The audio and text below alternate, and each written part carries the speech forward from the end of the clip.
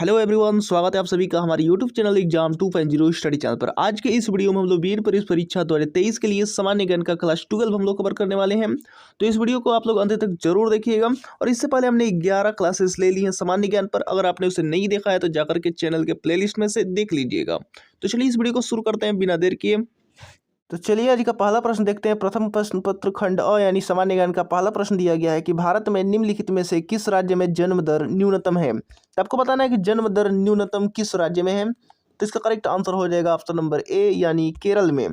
इसी तरीके से आगे बढ़ते हैं। यहाँ पर दूसरा नंबर, सार्क का मुख्यालय कहाँ स्थित है। तो इसका करेक्ट आंसर हो जाएगा ऑप्शन नंबर बी यानी काठमांडू में स्थित है।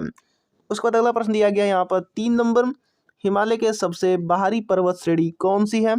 तो इसका करेक्ट आंसर हो जाएगा ऑप्शन नंबर बी यानी शिवालिक। इसके बाद अगला प्रश्न दिया गया 4 नंबर की सामान्यतः किसे भारतीय पुनर्जागरण का जनक माना जाता है। तो इसका करेक्ट आंसर हो जाएगा ऑप्शन नंबर बी यानी राजा राममोहन राय को।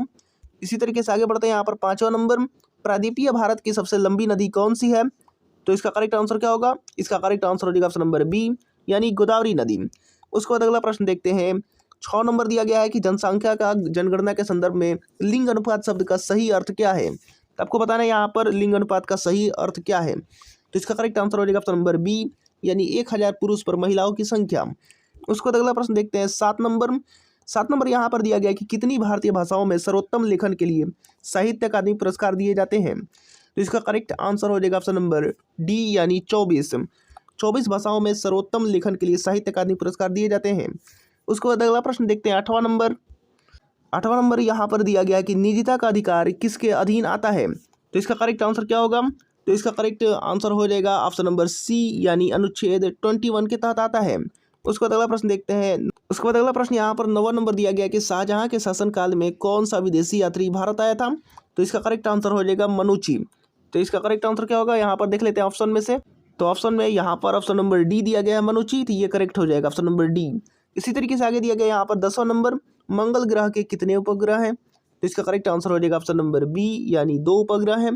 उसके बाद अगला प्रश्न देखते हैं। 11 नंबर दिया गया कि निम्न में से किस संविधान संशोधन अधिनियम से संविधान में मौलिक कर्तव्यों को शामिल किया गया था। तो इसका करेक्ट आंसर हो जाएगा ऑप्शन नंबर डी यानी 42वें संविधान संशोधन से।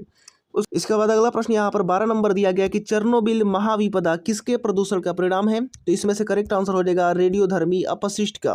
उसके बाद अगला प्रश्न देखते हैं। यहाँ पर 13 नंबर यहाँ पर दिया गया है कि द्वितीय हरित क्रांति का उद्देश्य निम्नलिखित में से किस कृषि उत्पाद की वृद्धि से संबंधित है। तो इसका करेक्ट आंसर हो जाएगा ऑप्शन नंबर सी यानी समावेशी विकास। उसके बाद अगला प्रश्न देखते हैं। यहाँ पर 14 नंबर दिया गया है।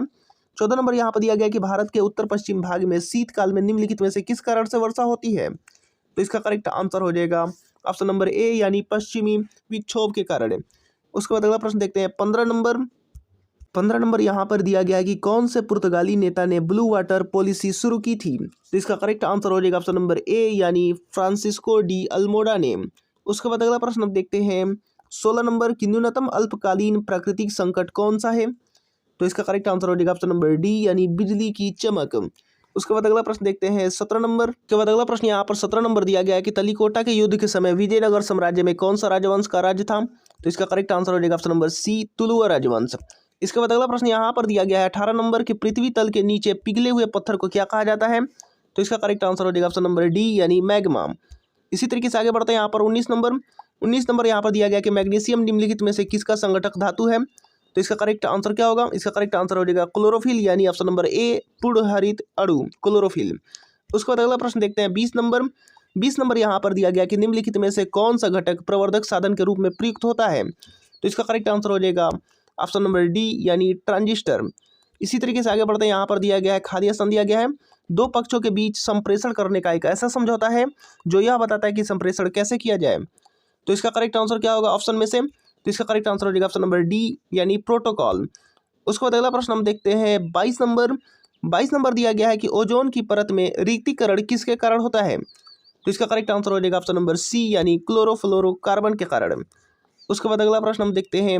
23 नंबर, सरिस्का और रणथंबोर निम्नलिखित में से किसका सुरक्षित स्थान है। तो इसका करेक्ट आंसर हो जाएगा ऑप्शन नंबर सी यानी बाघ का। उसके बाद अगला प्रश्न यहाँ पर 24 नंबर दिया गया है कि अंतर्राष्ट्रीय साझेदारी इंटरनेशनल अंडरस्टैंडिंग के लिए दिया जाने वाला जवाहरलाल नेहरू पुरस्कार किसके द्वारा दिया जाता है।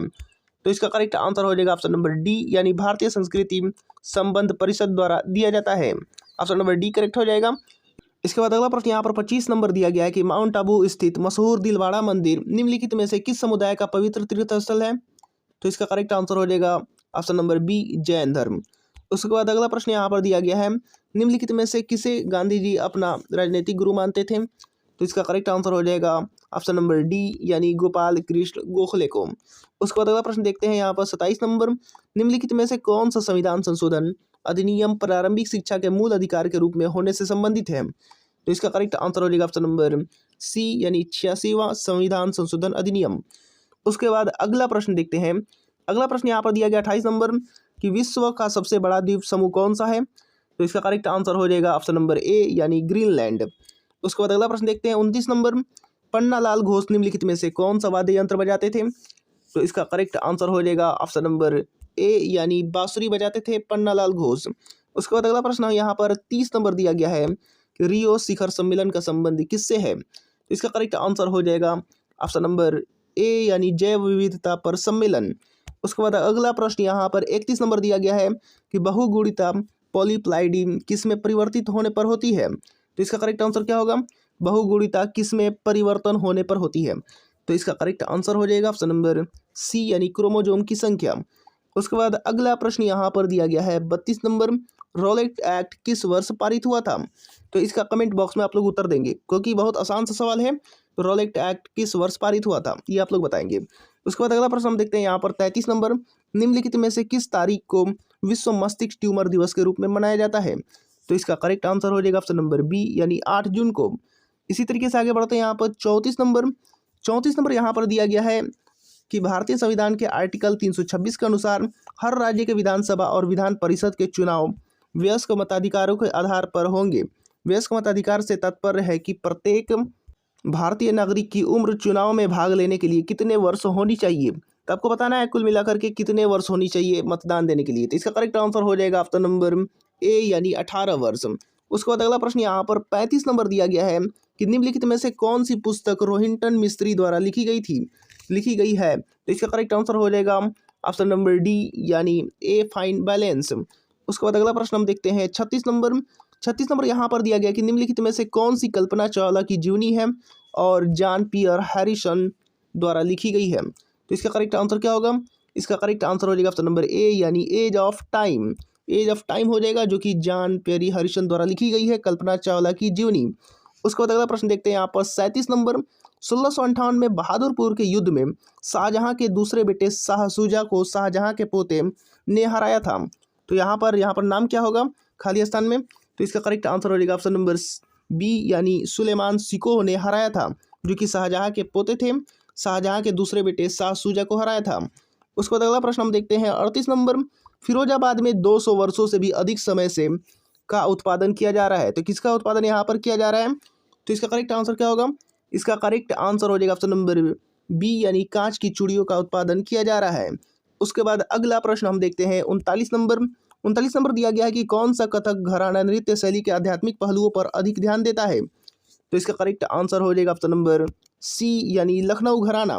उसके बाद अगला प्रश्न यहाँ पर 40 नंबर दिया गया है कि हिंदू पौराणिक कथाओं के अनुसार महाकाव्य रामायण में भगवान श्री राम अयोध्या के शासक थे जो राजधानी थी। तो कहाँ की राजधानी थी? तो ऑप्शन नंबर डी यानी कौशल की राजधानी थी। उसके बाद अगला प्रश्न यहाँ पर 41 नंबर दिया गया है कि किस भारतीय ने अर्थशास्त्र में नोबेल मेमोरियल पुरस्कार जीता है? तो बताना है किस भारतीय ने जीता है नोबेल मेमोरियल पुरस्कार। तो इसका करेक्ट आंसर हो जाएगा option number B Amartya Sen. इसी तरीके से आगे बढ़ते हैं 42 नंबर दिया गया कि भारतीय मुक्केबाज MC मैरी कॉम द्वारा लिखित आत्मकथा का शीर्षक क्या है? तो इसका करेक्ट आंसर हो जाएगा ऑप्शन नंबर बी यानी अनब्रेकेबल हो जाएगा। भारतीय मुक्केबाज MC मैरी कॉम द्वारा लिखित आत्मकथा का शीर्षक है।